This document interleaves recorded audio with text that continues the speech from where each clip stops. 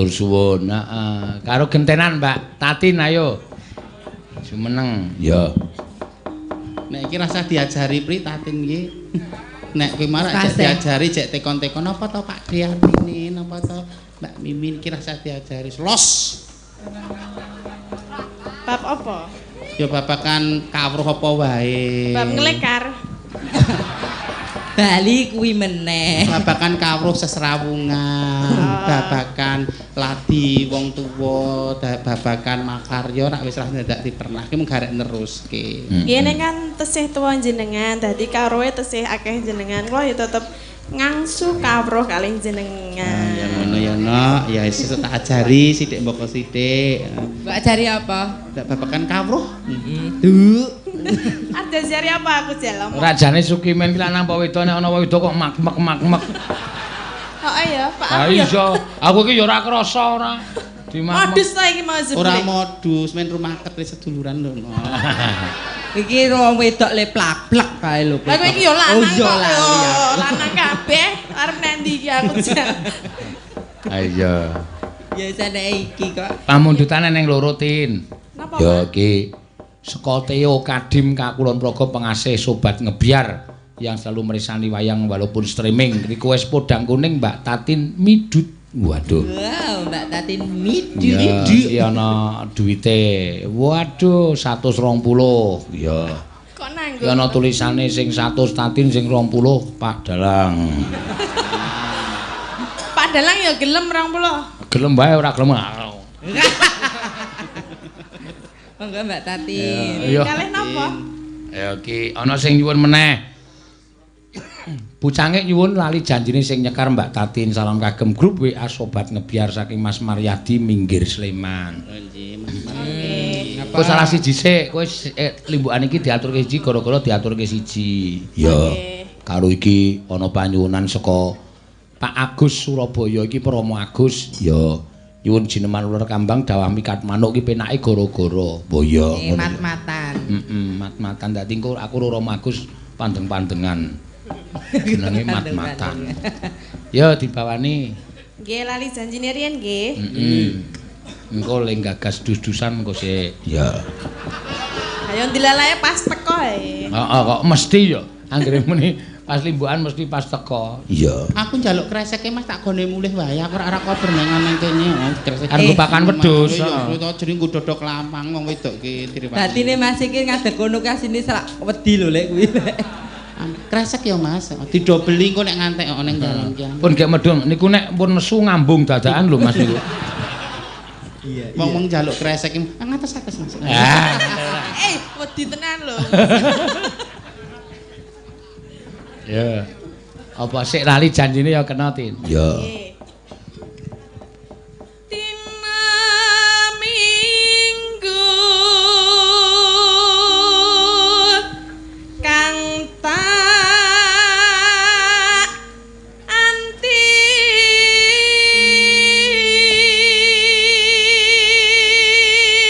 Nyong iki sing nggone Pak Marsudi arep tok jaluk sisan ora. napa niku? Ha iku dhuwit kok. Oh nggih. Saweran. Nek duit ya arep. Walah alah. Lah iki urung dilakoni. Lah niku napa? Iki apa jenenge iki nyuwun iki mau. Kodang kuning. Oh, ini sing 100 kuwi bali. Bali sing 100 iki mau ki podang kuning e. Iki lali janjine. Kondur kabeh arep diumplep. Lah podole 100 lho, ra ya. Awake sak gajah. Ya wis ben kene kok tandange ora. Ada padha satuse kok dadak idol iki. Mbok iki dalange iki. Kok mosok dalang turu barang. Ya ora apa-apa kok, ora tekan kok. Kowe ora nyedak kok. Ya nyedak lho aku tekan kene kok ora nyedak. Pomeng arep nampani dadak go uthik. Dadak disengget. Ah, sengget. Sengget purun. Apa ta sengget? Sogok. Nyengget ki cara Pelem lho musime pelem saiki ra disengget. nyegrok pelem ki lho, Nduk. Nyogok pelem. Nyengget ki ki nyogrok. nyeretel. Nek wong Jawa asli saiki sok ora iso bedake. Nyogok, nyengget, nyerengget, nyeronggot kuwi apa kuwi kata-katane beda kabeh.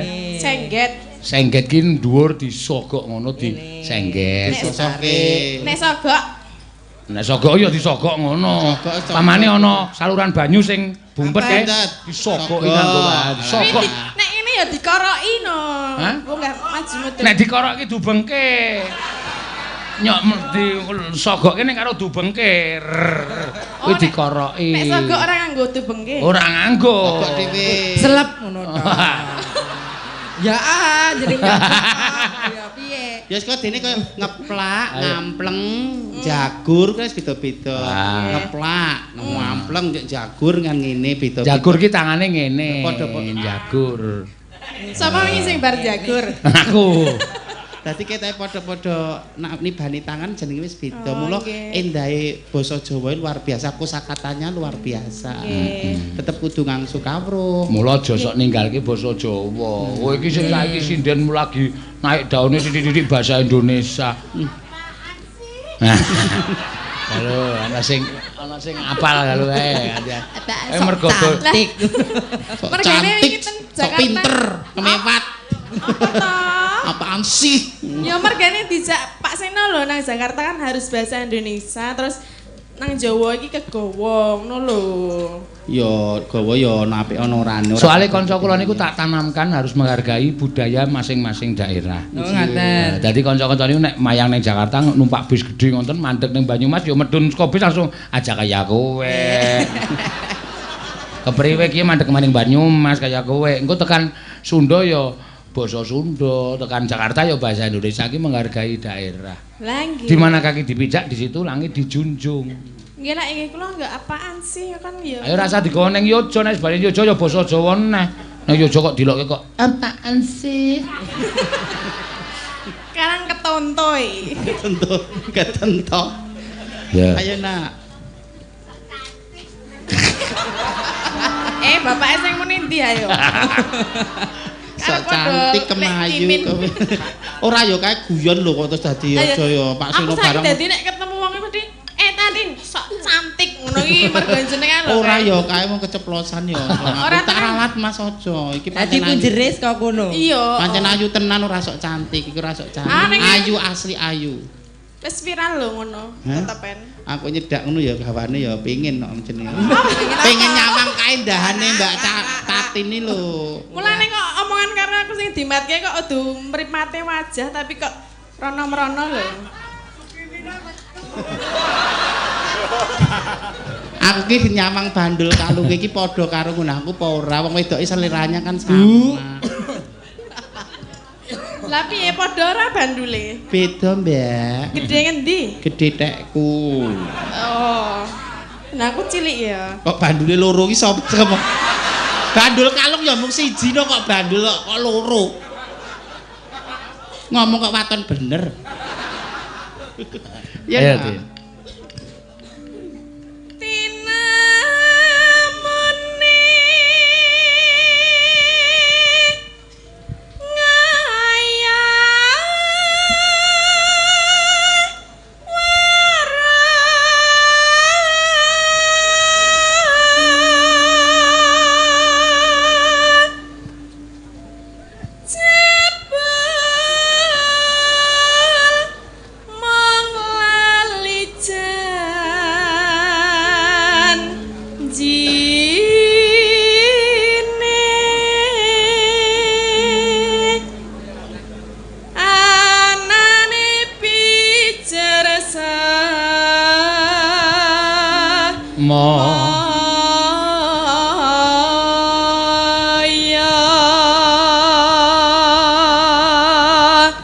Pinter golek.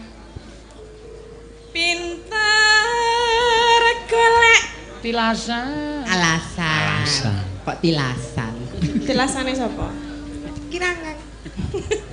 Alasan.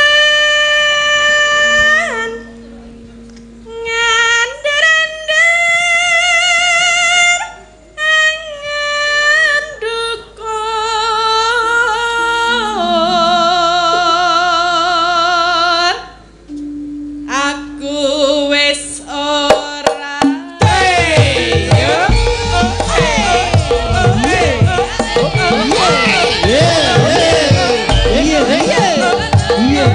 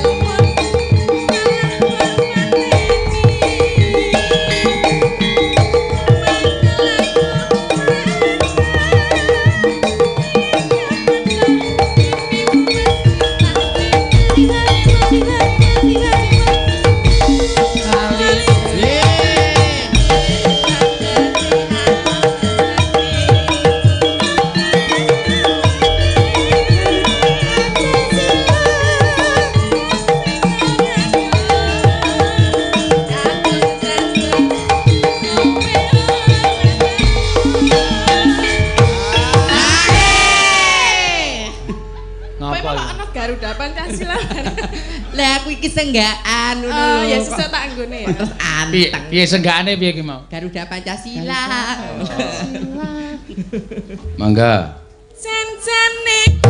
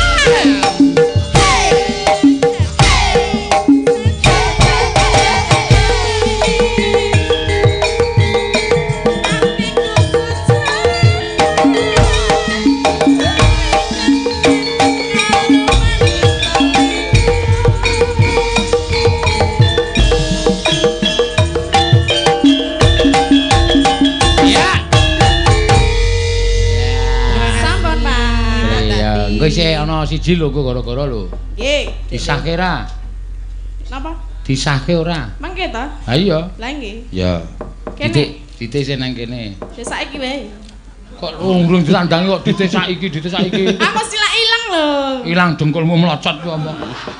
Amin. Wong ora percayanan lho. Lah iki Kowe kondange Pak Sino tertib piyayine kok. Ngomong sapa ora? Lah ngomong aku nyatane karo aku curawul kok jenenge curiga lho. Sama saya enggak loh. Pekerjaan dulu diselesaikan. Waduh, bahasa Indonesia. Katanya enggak lho. Karo aku ora lho. Sok lali wis dalange wis tuwa lah. Ya dielingke tugase mengingatkan. Ngono lho, tugas mengingatkan. Lho Pak Seno ayane akeh kok kowe ngelingke aja malah kok ngono. Ya tak elingke tetep endi to. Iya, ya sik digunggu sesuk. Ya iki lho tak wadahi kok Tin aja kuwatir. Ya apa? Wadahe ngendi ngesak. Kok rumahsamu kaya aku ki wong iki kebangetan iki lho tak. Lah orang plewu ya disak kok mendah 100. Iki lho, mbok mripate iki nggo nyawang. Iki lho 20.000 isi nang kene. Lho. Iki arep apa piye? Ya endi? Nyonya, mbangane keruk wedi. Nyonya. Kok keruk wedi? Lah wong jeneng kok ya 20 ya tok tampani kok bangetan kok. Ya endi ora apa-apa nggo tuku yahane. Nggo nguyahi kowe kuwi. Tak silih Mbak anu, tak golek tuku pembalut sik, Mbak. Wes. Iki lho, lek Sukime iki. Apalagi pojare hamil. Ngono ki slamet tuh ya nek hamil ya. Ya ora. Berarti ki langsung keket ya berarti. Oh hamil kok arep tuku pembalut. Ya. Bali nggone. Ya. Mbok aja ngimpul wulung. Ayo.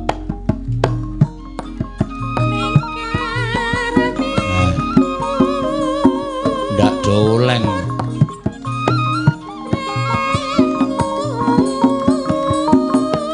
Tak sawang saka kene wis doyong ngiwa, doyong nengen.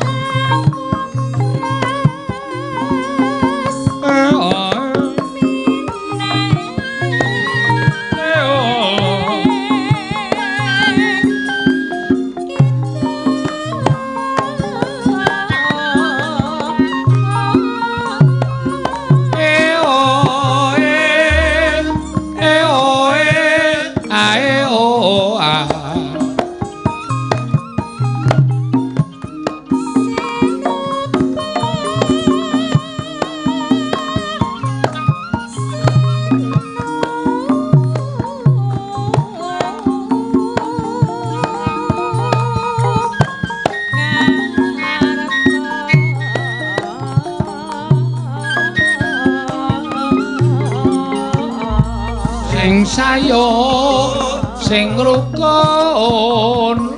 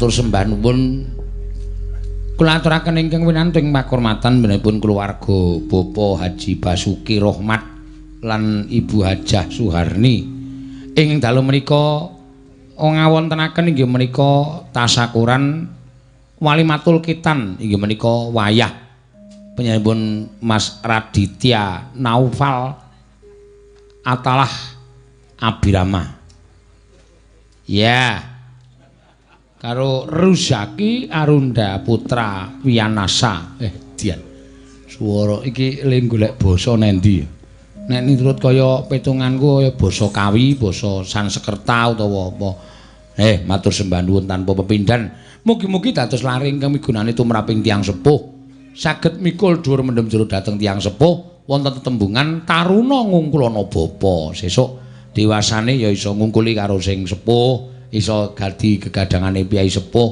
wong nyatanipun kagungan putra menika wonten kemawon gegananipun tiyang sepuh ingkang dipun gadang kagem putranipun besok bocahku iso kaya bapakne bocahku sesuk iso kaya mbokne lan sak piturutipun lah mugi-mugi sasampunipun dewasa mangke laring ing kasupetaken menika saged nulad dhateng tiyang sepuhipun syukur bage nglangkungi dhateng tiyang sepuhipun saged junjung dhateng derajatipun tiyang sepuh menika saged kula aturaken ugi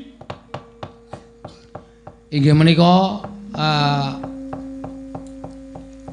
napa jeneng iki reuni utawa ya pakumpulan trah keluarga Dirjo Sumarto wonten ing Desa Degan Banjararum Kalibawang Kulon Progo daerah istimewa Yogyakarta Mugi-mugi tansah pinanganing kawidadan ing sambikala sedaya ingkang minangka dados putra wayahipun Bapak Eyang Drijo Sumarto pinayungana berkah saking dat kamurping dat saengga pikantuk margi piyambak-piyambakanipun ngupaya boga lan menapa menika anggenipun makarya wonten ing pinten-pinten kitha dalu menika saged kempal wonten ing dusun Degan Banjararum Kalibawang mriki. Ning ning ning nong nong nong nek ora tak tembangke sindenku wis do kesing do doyong ulon doyong ngetan tak sawang saka kene kok arep di ada dilele macak do apik-apik iki ora ana gunane wong sing jeneng wong wedok iki elek-elek iki anggere ngantuk wis ora sadar ora saya. Ya wis. Caranipun mesin menika nek dienggo terus ya bakal nek ora tau di apa di serviske ya bakal mesti lokrok, Sing girong bareng ya wis ing sabanane male padha ngawula. Ayo iki nek upamane HP iki wis baterene kae sabang. Wis 20%. Wis arep do piye? Yo ngopo saiki? Kapokmu kapan? Lah aku iki kepenak kok upama kanca-kancaku ya wis awake rusak tenan ora karo-karuan. Ya, aku tak nyewa penabur, 2 dine 3 bengi, petang bengi, 5 bengi kowe do leren. Ngono ki malah iso dadi gayeng lho. Engko nek 5 bengi ra ketemu ra gayeng meneh. Nek ketemu saben bengi kene iki jeli. Aku nggo penabur liya mesti gayeng meneh. Nah, niku jane trik yang bagus sebagai profesionalisme. Ya ngono, Pak. Ora masalah. Gandeng kekete do meneng wae iki ora ana kemecap. Siji-siji wis dices ya ora iso, dikampak-kampake ya ora iso. Nah, nek ya ora apa-apa lah sak titahe. Sak mlakune.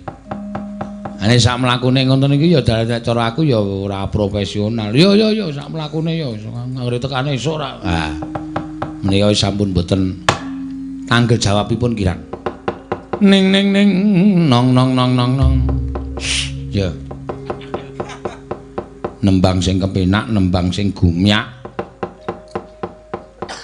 Karo ngundang Kang Gareng karo ngundang Bagong jane tak undang jenenge ya do marane nek ora nganggo. Ora nganggo tembang ndak kayane ora kepenak. Kedhep tasma aku nyawang slendang biru.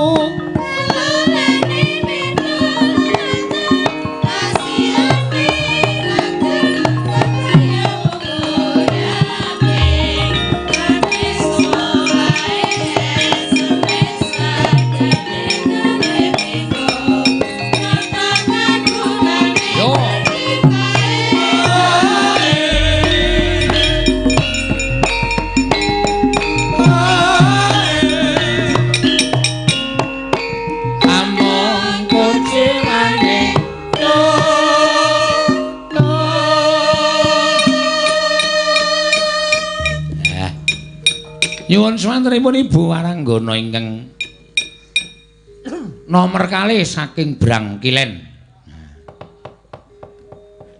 Sinden kok lagi bar limbukan wis nguyuh. Wis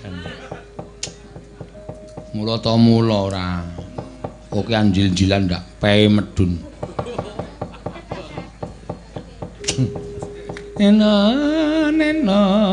Neno sinden nek karo ngawasi sing lanang ning omah ya ngono kuwi ora tentrem ngono kuwi. Sing lanang dolanan HP terus storine online. Wis jam 1 kok isih online.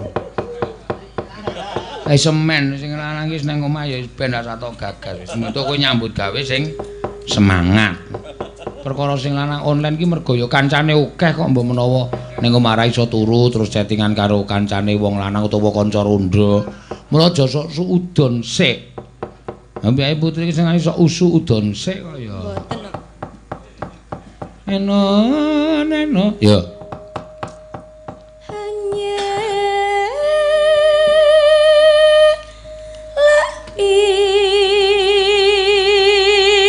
Janji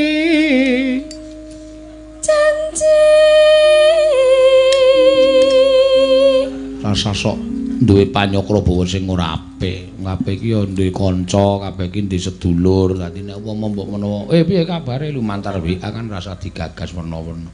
Kejaba nek aku nek mbiyen bojoku ya cerewete ra jamak-jamak. Anggere bali nyambut gawe mesti cemburu. Liwat kene aku gojek terus ndene kaya ngono ya. Ngawekani bojo sing cerewet ki jane gampang. Peluk dengan penuh mesra, dirangkul set, Dik, iso meneng ora mbakane tak tapuk cangkemmu. Kuwi mesti meneng tur padu.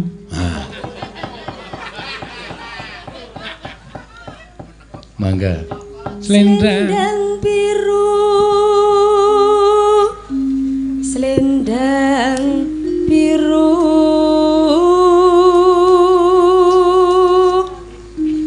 Hamung ngenaki. Ayo mbok totok tilik ana liwat kaca pengilon iki kowe tetep ngantuk, Ting. Dadi kacane dingenekne iki. Iya. No. Piye? Ati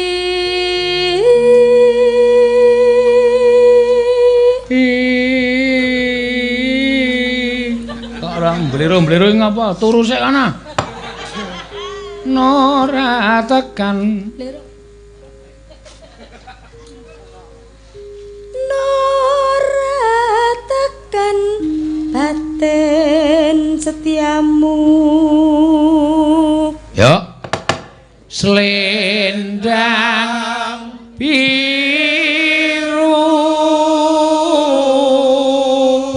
Kene nek nyuwara ya isih do seru. Ora ketang bar nyuwara selendang biru.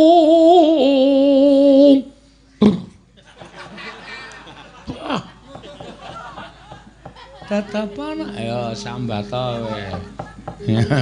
Monggo isih.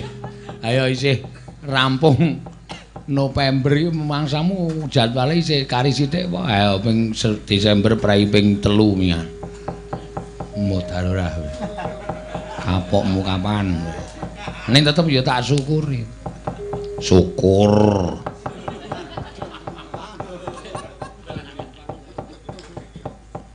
Ae jeneng menungsa iki ya. Taun wingi ya sampun kados ngaten. Terus do dilekke. Sesuk rapat bareng. Sesuk ngoten mawon, Pak. Pokoke sesasi niku nampane ping 15 mawon. Bar niku prei. Engko nek ana wong anu piye iki, Cok? Tampa mawon, Pak, mboten napa-napa.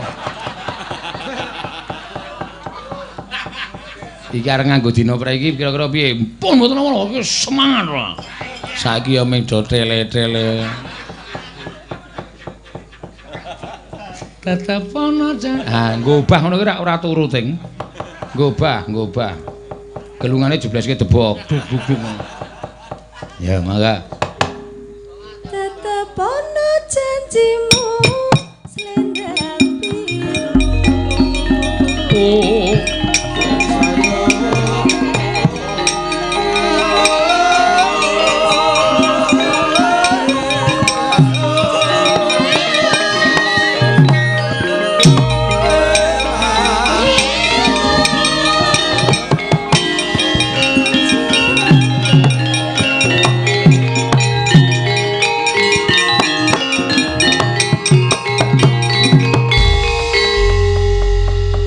Tatra mangestu apik. Apa iki? Acara apa? Kitanan. Supitan kitanan. Sapa sing disupitke? Mas Raditya karo Mas Ryu Zaki. Kiyu dengkulmu mriki. Ryu Zaki, heeh. Ora saiki do nganggo jeneng Jawa iki do wegah ya, Truk. Ha iya. Anak cenger lahir dijenengke Joko wis arang-arang banget. Bambang ngono sarang-arang banget. Suwita ngono ora ana. Heeh. Kabeh nganggo huruf sing kari dhewe nganggo ik. Kenya. Heeh. Avanza. Ku mobil e gong ora. Mobil paring banter dhewe. Heeh. Kok iso paring banter ya CC-ne kalah karo sing mobil-mobil gedhe. Weh, kowe iso apa nyelip Avanza? Bar nyelip Avanza ngarep ana Avanza meneh. Bar nyelip Avanza ngarep ana Avanza meneh. Saking akeh. Ha iya. Banter banget.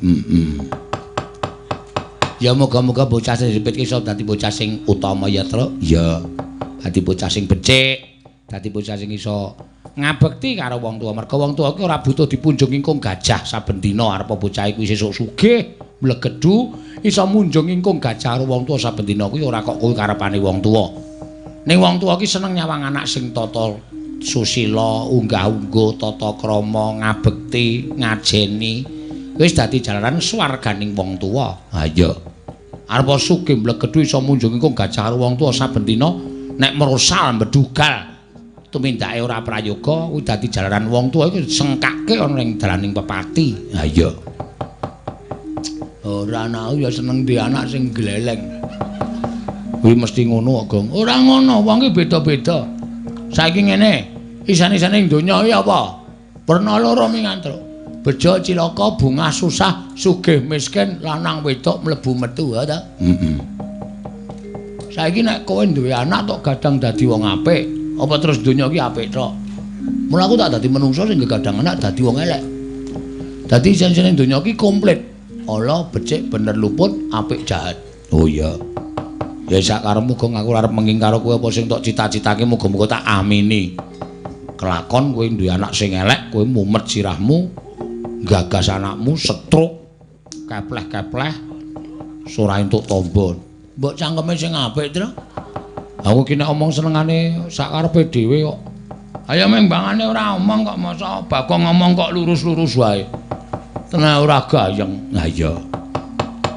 Reng, apa Tru? Iki ana pamundutan saka Rama Agus. Rama Agus? Heeh. Jineman Uler Kambang. Rama Agus ki saka Surabaya. Waduh ya. Ngaturke Jineman Uler Kambang. Sing kepareng nyekar sapa? Jineman Uler Kambang. Mbak Ayu Purwalestari. Engko isih ana sing utang siji sik Tatin. Heeh. Nek ora disaur ndak laporke polisi wae. Lho. Perkara nembang kok dadak dilaporke polisi. Jineman Uler Kambang pelok Pos Lendro Reng. Ya njajal pelok sing kepenak, Tru. Ya. Men minger tukange gender. Heeh. Minger keblate. Ya ora, ya minger ning nggon pelok. Heeh. Men golek cakepan sing kira-kira asing. Ya.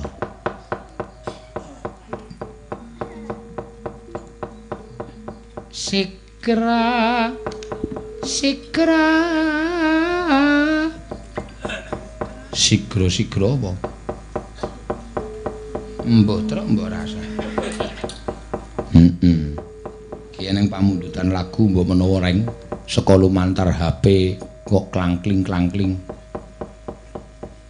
Oh ya wis ora usah tak waca. Heeh. Monggo Mbak Ayu. Ayo Mbak Ayu. Diaturake. Heeh. Garwa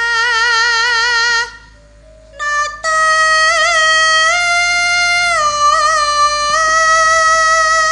Wah jan mat-matan. Melek nek mat-matan. Heeh. nata agung ing cam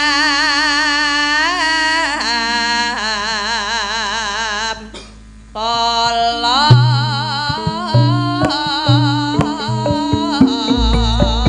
sayo sayo sayo sayo sayo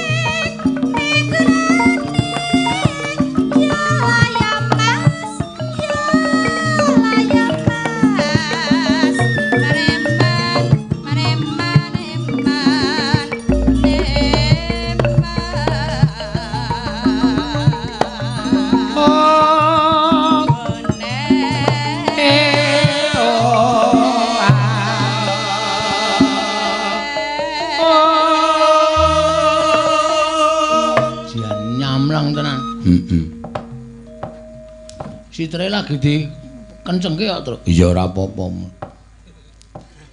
Engko wis rampung pas selesai li ngencengke. Heeh. Kaya apa ngrebabku mbiyen. Ngene gending ra iso ming ting ting tang tang ting ting tang tang. Ting ting ting tang tang tang ting ting ting tang tang. Gendinge rampung lagi ngek. Wes bubar. Yo. Sari Rapet. Ratri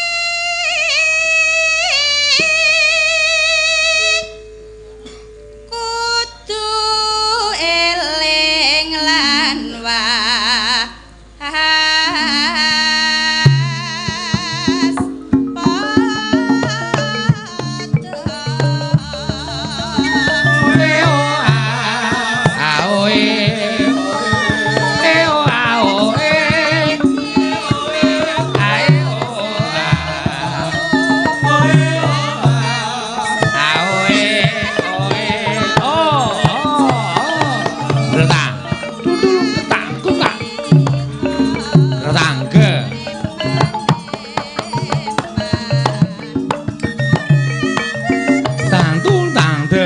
kentang tung.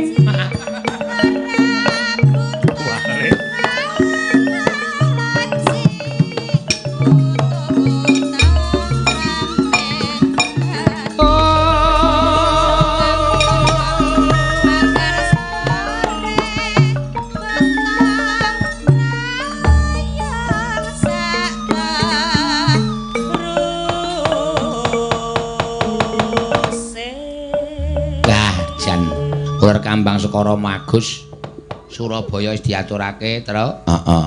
Iki mau jebul ana sing kesingsal reng. Kesingsal tegese ketindihan buku. Assalamualaikum dumateng Bu Cangik. Ah wis Cangik sore mau ya karang ya ketindihan buku ora ngerti aku. Diganti dumateng Pak Gareng lan Pak Petruk menawa Pak Bagong. Ugi warga laras ingkang kula kurmati. Kula Pak Fajari sak ngandhaping Gunung Merbabu. Waduh, daleme gunung merbabu kok merbabu. Saking Gir Tengah Lor Jati Sawangan Magelang. Waduh, wis kondur. Sajake ning paling ya nyetel anu Truk streaming. Nyuwun mawibawa sesideman sedaya lepat ugi kirangipun nyuwun ngapunten. Wassalamualaikum warahmatullahi wabarakatuh. Waalaikumsalam warahmatullahi wabarakatuh. Ayo dicaosi. Yo, Mbak Agnes. Katuran jumeneng mangga. Ya, iki wis ketoke wis oleng iki, Tru. Gajah oleng iki wis. Ket sore mau nganti disaduk karo anting bangun. Iya. Ayo jumeneng sesideman.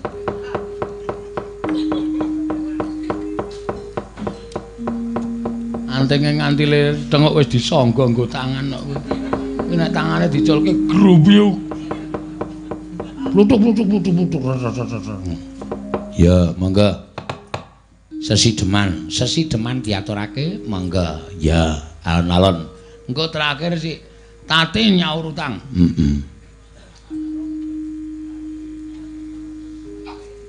Wiwitane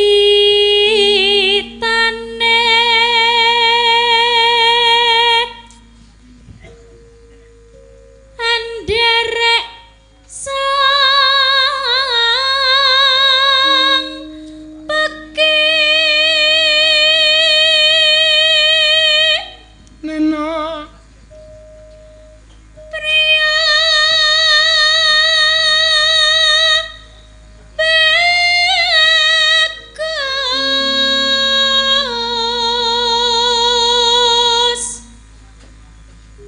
kang olah budaya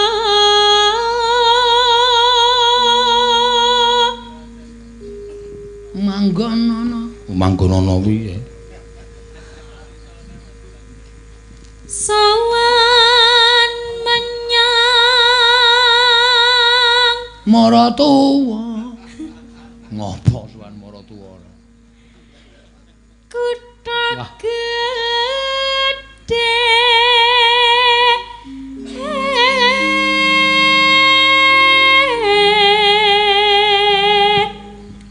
Bendara terus kayung-yung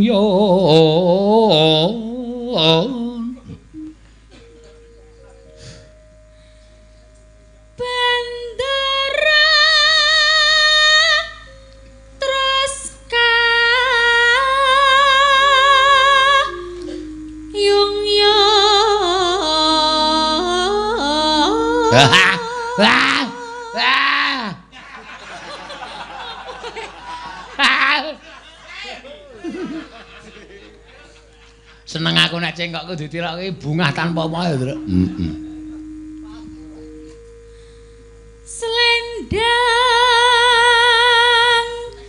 kuning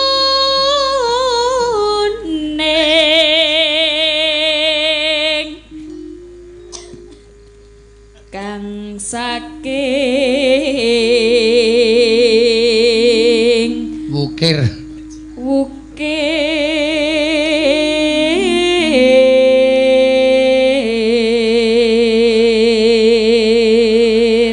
Kowe mbayangke ra to, Luk?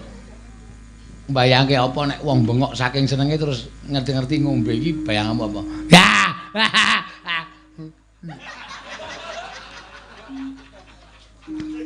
Tampil.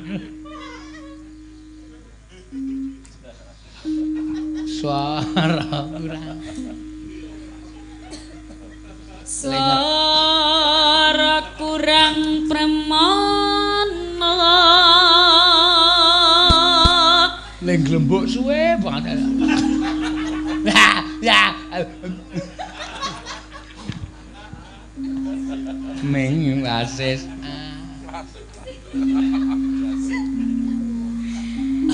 Ning wasis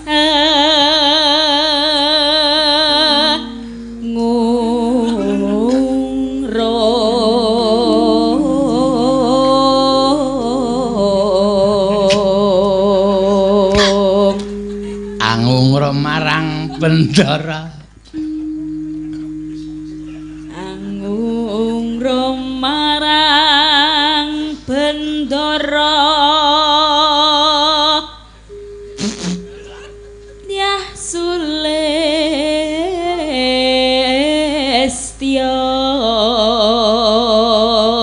pijer ngincangake alis pijer incangake alis iya iki ngopo ya cengkokku ditirake kok seneng banget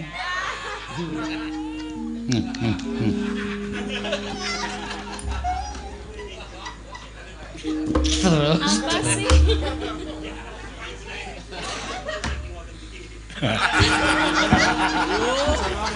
wah senengane do mbadarke terus nah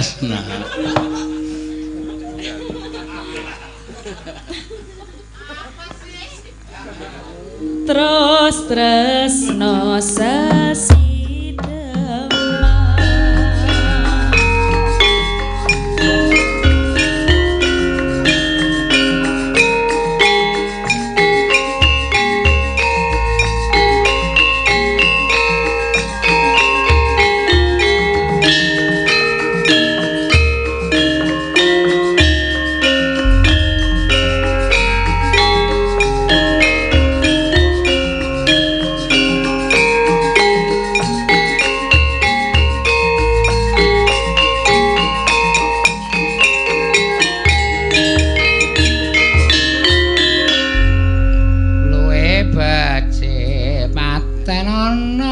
ya wah langgame to luwe becik patrono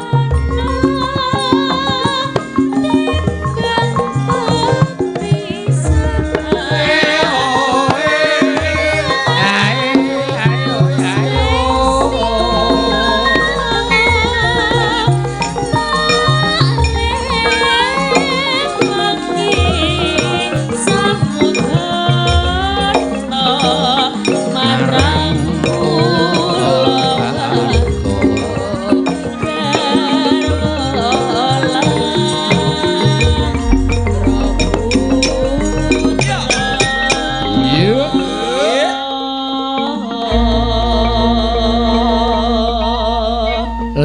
liwat kincanging alismu. Monggo. Liwat kincanging alismu kuwasa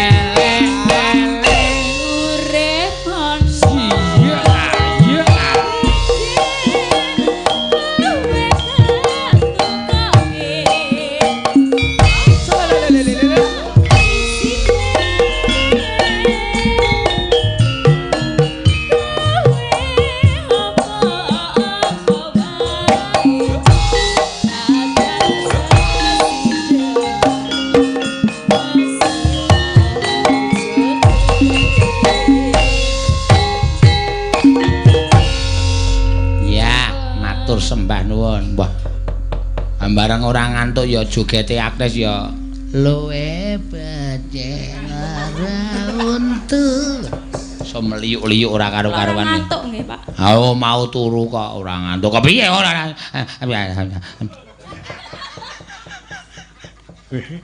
Ayo nggo ngilangi ngantuk ya terus nek omong ora jeder-jeder kene iki ndak. Ya. Ayo genti sing mau disuwuni.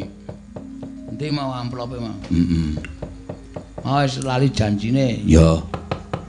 Ki podang kuning. Oh iya, sing kepareng nyekar Mbak Tatin Midut. Waduh. Ki jan nulis Mbak Tatin Midut. Oh iya. Ayo, Dut. Midut. Kula mele. Hah, iya. Rumasane nya iki. Mbak Tatin Midut. Kagem Mbak Tatin. Saka Pak Teo Kadim, KP pengasih sobat ngebiar. Oh iya. Wah, sip iki nggo tamba ngantuk. Nanti nek gelem Sak tamba makane suarane mesti pletuk. Ya ora. Pletuk bluk. Ngapa wi? Ayo empo. Ya iki nang kene. Lho iki. Mesti lah ngger ngonekne aku ketemplokan nyawa to. Ketemplokan apa? Nyawa. Nyawa iki apa? Kuwi lho apa jenenge? Kewan cilik-cilik lho. Aku ki semut kok nyawa. Ya apa to jenenge mbuh kuwi? Kepik. Apa? Kepik. Endi? Iki kabanget lho cilik-cilik nang kene iki. Mau ana sing mlebu wedangku ora ngerti nek panas. Tak syukurke. Wong tak ler kok nggo mlebu kepik modiar kowe iki. Iki mbatang nang kene iki saiki iki. Iki apa? Lho, ya ora urip iki wong panas ngencang-encang aku ilate lara kok areng melu ngombe. Aneh-aneh ora. Ora. Waduh. Mlebu meneh. Tin pindho wisan mlebu. Yo. Nanti. Hah? Kok mbok rasok mancing suasana kowe. Lah piye? Esuk dikon nembang kok yo nendi. Ngono aku muni tidur ngono kok ya, Ma. Ya nanti. Hah? Ya nanti. Ya, wah aku kaget langsung dikendhaleni lho ya. Kaya mau kae lho nek aku. Weh lah, ayo. Ngono ya. Kuwi apa to jane? Wah, ora tanggap nyonya tambani sik ditik. Ya. Asik dodong kemekelen kok denganane. Iya. Ayo dibawani podang kuning. Bawane sing pucung mawon nggih. Apa? Pucung. Aku bingung ngene ta? Nggih. Anu ngurus manuk ngono ta. Ya ora apa-apa.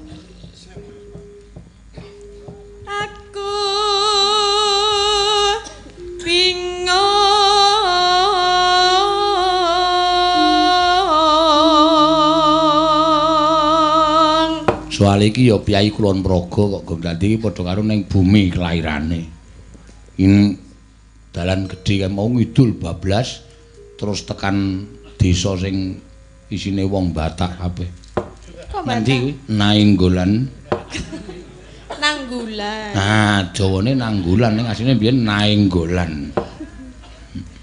Nanggulan rak mriku niku nek kula Sentolo kok. Iya Karang Nanggulan ngidul engko jedule Sentolo. Oh, saradong ora. Ngidul terus jedul Sentolo pas brimob ana kae kowe mandhek tembak sirahmu kowe. Lah ngapa? Lah salah yo ngeyel ora. Sentolo ngulon. Heeh, engko pas tikungan kae ana pom bensin apa jenenge LPG. Ah ngarepe. Lho. Ngarepe iki kebon iki. Ayo tati nang kono kuwi. Oh. Ana sumur tuwa ayo nang kono. Semua penghunine ya. Ayo nek muncul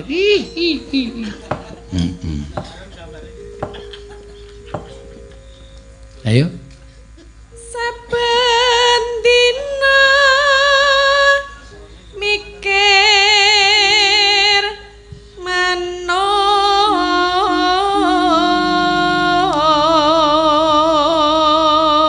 Kepiye manuke kok tok pikir terus ki?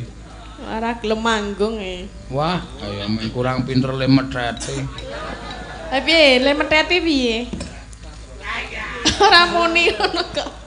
Karang ngono. Kroto ki aja keke sak jimpit. Ora kroto kok sak biyukan sak gegem. Ayo mendem manuke. Ha iya, kroto ki menggo manaske awak. Nek carane menungsa ki madu. Madu sak sendok wae, stamina iso oke. Madu sak botol. Ayo mangsur. Ha iya. Manuk tak pakani pelet Hah? Pelet. Manuk apa kowe nganggo pelet iki? Aneh-aneh ora. Manuk lele. Manuk lele nyungut kowe kuwi. Njur nyungut. Lele ana sungute. Ha iya. Tak padi patil kapok kowe. Mikir manuk podang.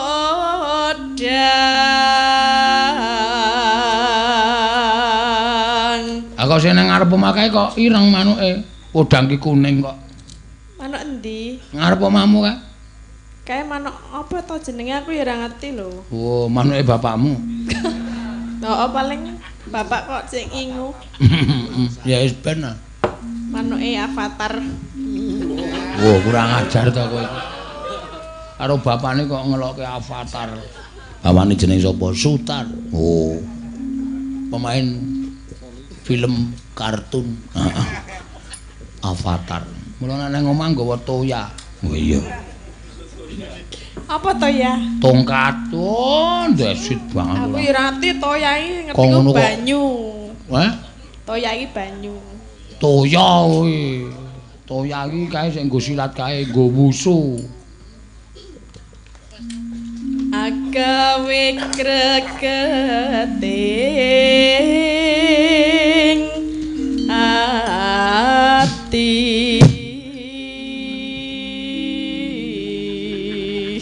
Kok cangkemmu kaya leng apa ya? Lah apa mlebu terus e?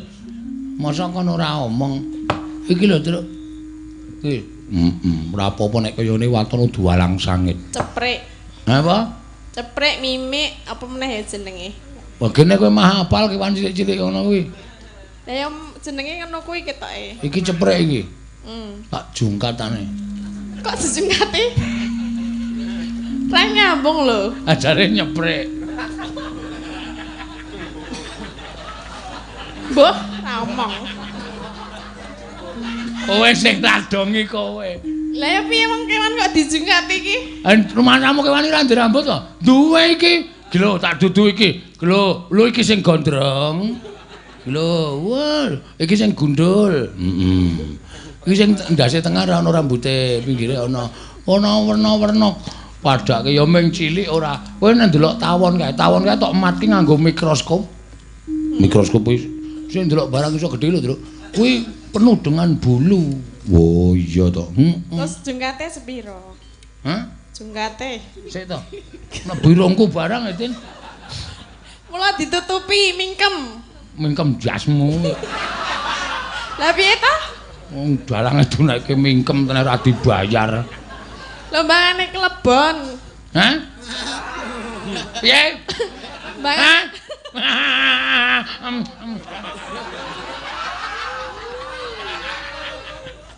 Kuwi apa to jane?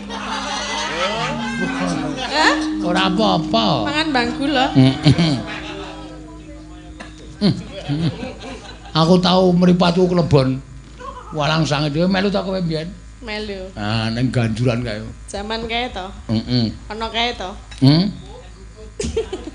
Mak bleng ngono kuwi tak kedhepe ngene iki mah nguyu to.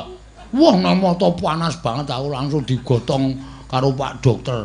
Tak kira arep disuntik matane ditokke suntik bun mung disemprot banyu anget. Kok ora disuntik ya? Ora, wae men picak. Seneng aku nek kowe picak, nek aku seneng kok nek aku picak. Mboten lho ben mari nek wong lara ora ya disuntik ngono lho. Ming disemprot banyu anget ya lho terus ilang. Priye iku ompure tenan. Aku terus dendam. Kapan ketemu walang sakit tak uyuhi genti. Terus wis Aku neng mobil ki eneng. Wah, tak jukuk wulune tak ke njaba. Deleke lemah nggon watu tak tur mudhar kowe. Kejek-kejek kae. Iso urip tak tutukke sih santung ngono. Apa? Mana saya lho tak tutuk nganggo watu. Tutuk nganggo apa? Watu. Oh. Kok ming ngono. Aku gak ah.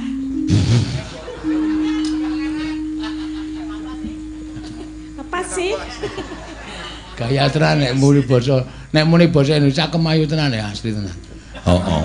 Oke sing do nganti go kepencut kok Tatin iki ono sing WA aku lho Gong Tatin itu kalau goro-goro suruh bahasa Indonesia saja. Wah, malu-maluin.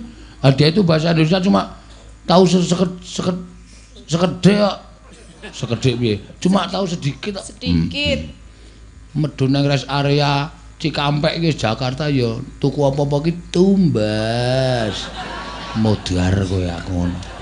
Wong sing dabakul, "Apa Mbak? Mau beli apa?" Tumbas.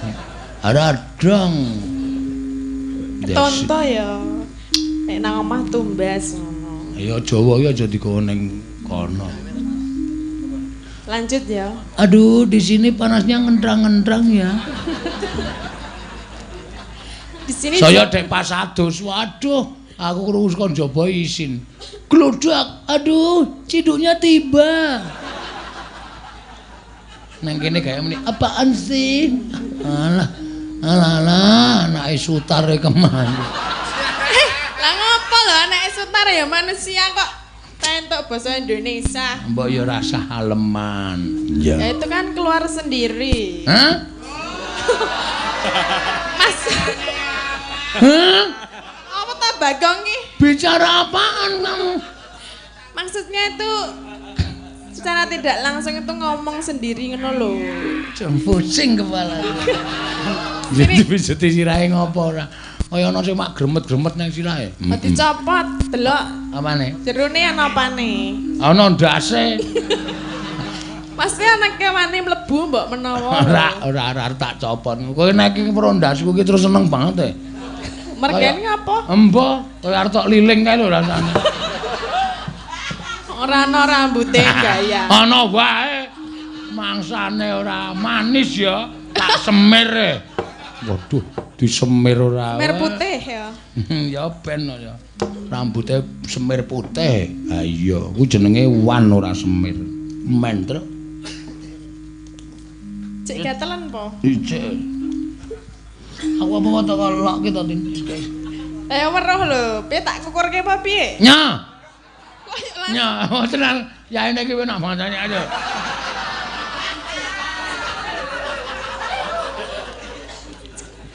raine lho. Raine cengelmu.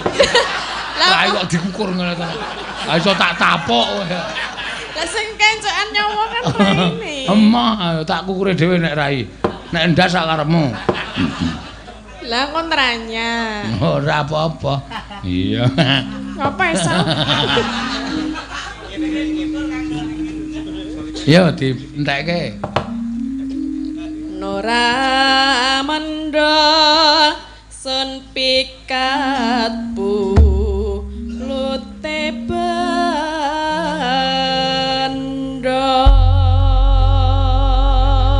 Ya. Esuk awan ning omah radoyan mangan keluyuran golek sing tak sawang. Ya. Yuk. Esuk awan ning omah wis ora kerasan. Keluyuran aku golek sing tak sayang.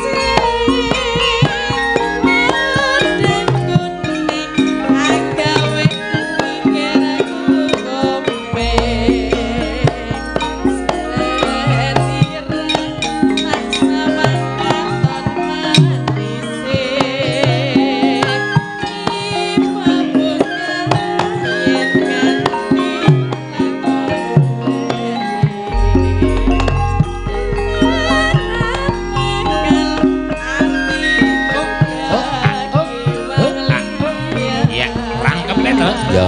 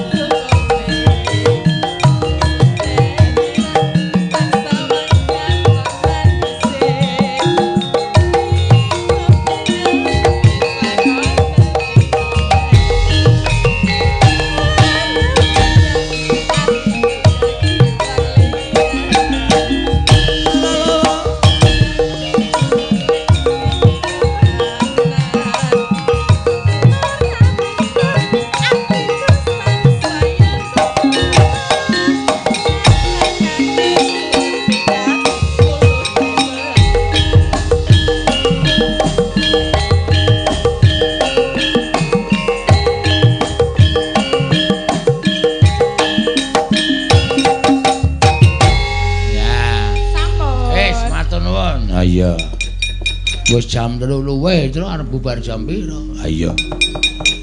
Ming perkara ngrembug kewan cilik-cilik kuwi mau. Heeh. Nanti blandang wonten ya. Ayo. Ya, Tra, ya suwanane Bapak. Ayo, suwanane Bapak. Karo ngenteni ndoro-ndoro le padha rawuh ning Karang Kadempel. Ayo. Janeng yaning nalaka ati langit. Om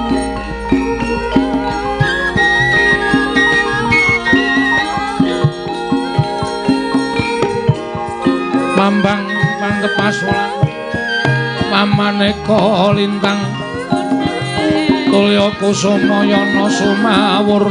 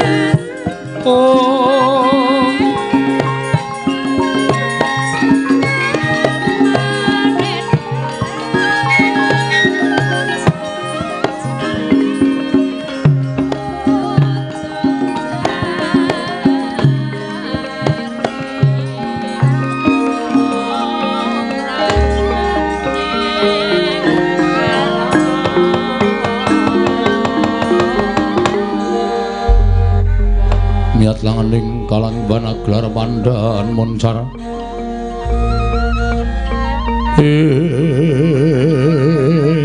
non lir kekonang surung sorote tan badan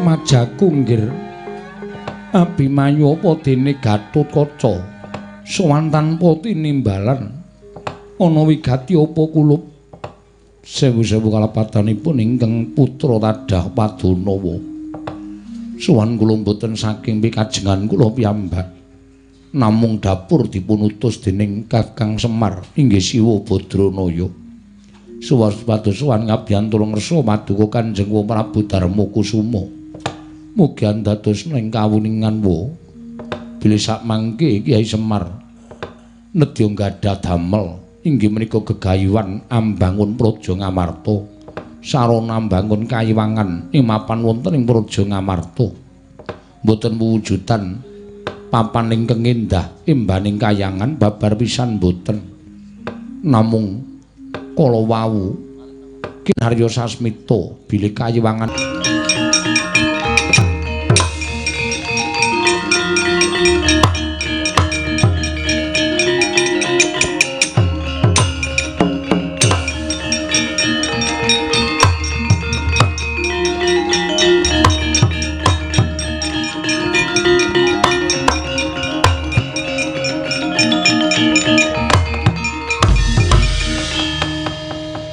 Umikun sing langit kelap-lapaton lerkin saking risang mawe gandrung ing Andarja nggih kasinggihan kula ingkang sowan kula ngaturaken bekti kula kunjuk ya tak tampa gawe gedhening ati ora liwat pangestu ning wakming Mandura Tampanono kula pendhingga jimat paripin dayaning kasantosan eneng apa kowe sowan negara Mandura mugi dados ing kawuningan sowan kula mboten saking pingajengan kula piyambak namung dapur dipun utus dening Siwa Semar Badranaya. Lho. Kakang Semar utusan lawan anakku jangkar bumi nggih kasinggihan mengaten. Wigatine Kakang Semar utawi Siwa Semar Badranaya badhe ambangun kayiwangan wonten Garing Amarta. Mboten ateges ambangun papan ingkang endah namung bangun dhateng gesangipun para kawula. Bangun dhateng lair batosipun para kawula sak negaring Amarta. Saengga negaring Amarta sak mangke saged pulih kados wingi uni mujudaken praja ingkang ayom-ayem tentrem. Nanging kedah syarat-syaranipun wonten kula kunjukaken rasa paduka Kanjeng Wah ing Mandura. Lho. Syarat-syaratane apa? Syarat-syaranipun boten sanes kejawi namung paduka Kanjeng Wah Mandura maring ngampil pusaka ing Mandura. Kyai Nenggala tuwin Kyai Alugara. Sak mangke parenga badhe kula boyong wonten ing Karang Kadempel. Lho. Kyai Nenggala inggih kasinggihan mekaten.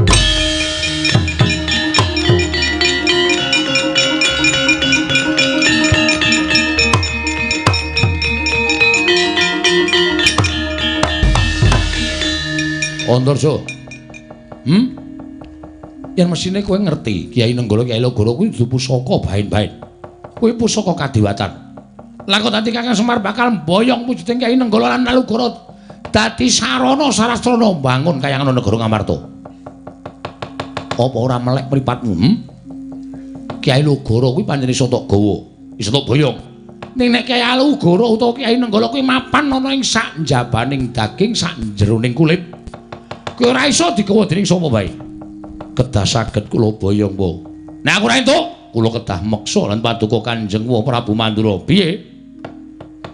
Kula kedah meksa dhateng Kanjeng Prabu Mandura kemareng maring ngampil pusaka kalih. Kowe arep meksa karo Baladewa ya? Kowe arep meksa karo Baladewa? Yen ngono kowe wani karo wakmu Mandura. Mboten ateges wantun, nanging menawi kula wangsul mboten pikantuk damel, ateges kula badhe dipun paidu dening Siwa Semar Badranaya. Sampun mboten wonten giranipun kula jejer satriya, teka kula sampun sagah nanging mboten kababar dados pakarti. Yen ngono karo wani karo Baladewa, nyuwun pangapunten. Iblis lanat bayi wingi sore.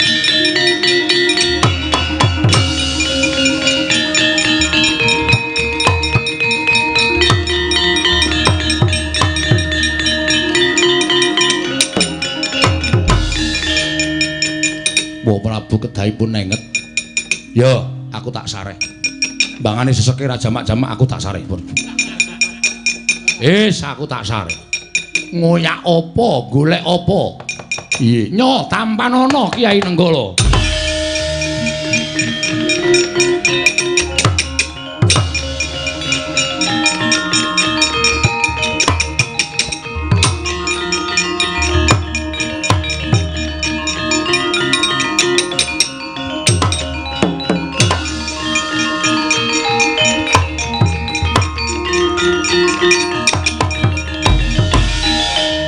Koko Prabu. Nggih, kula kanthi wonten ing arah kadempel ya. Ayo Kresna tak tutke.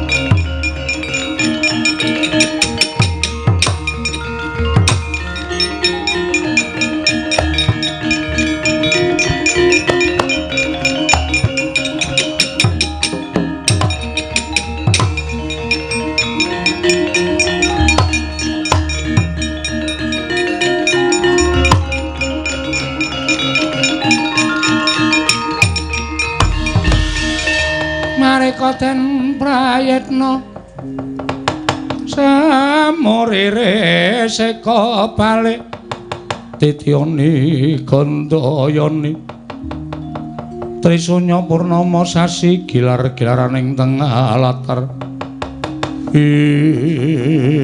Kakang Semar. Apa niati Kakang Semar pancen wis kaya diaturake dening atmajaku kabeh. Yo, Kakang Semar. Kakang Semar apa pancen kaya mengkono? Den. Napa sing kula lakoni niku mboten kula kok pribadi dhewe sing ngrasake. Mboten kula dhewe sing ngrasake. Ning niki kanggo kabeh, kanggo bebrayan, utamane bebrayan negara Ngamarta. Kula nyawang negari kula, lah kok wis ora kaya mbiyen. Katone wis ora tentrem, katone wis mboten jenjem.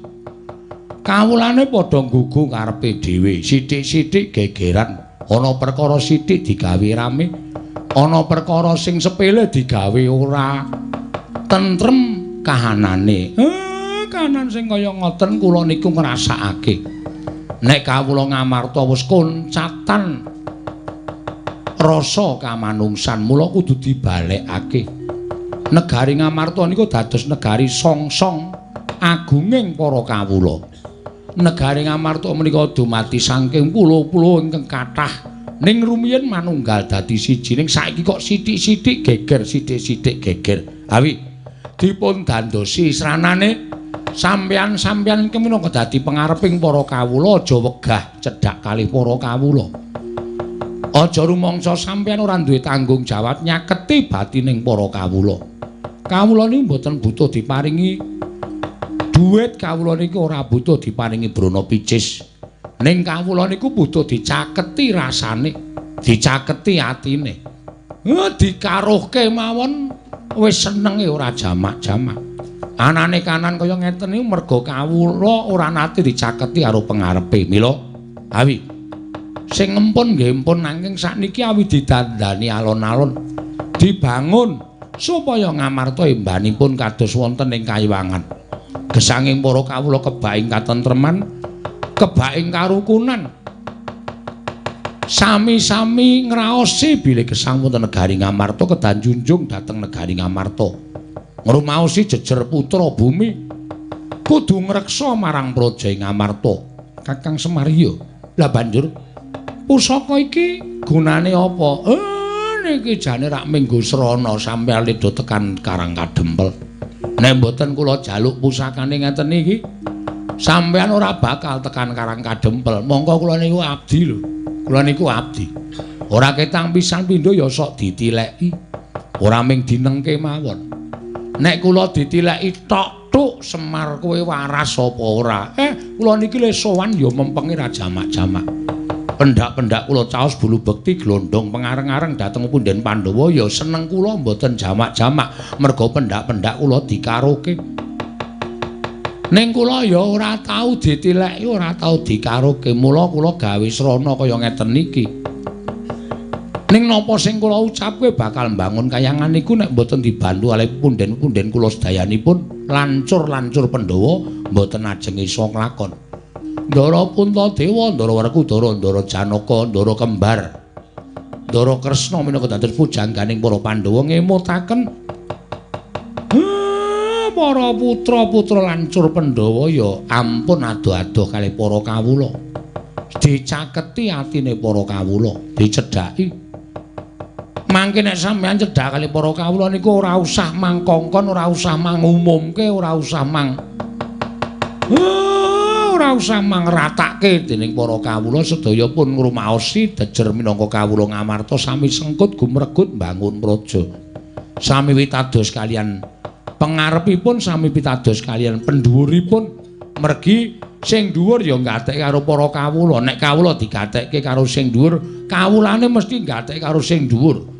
Ing mekaten mujudaken praja ingkang gemah ripah lojinawi kerta tata turaharja ayem selaminipun Ndara.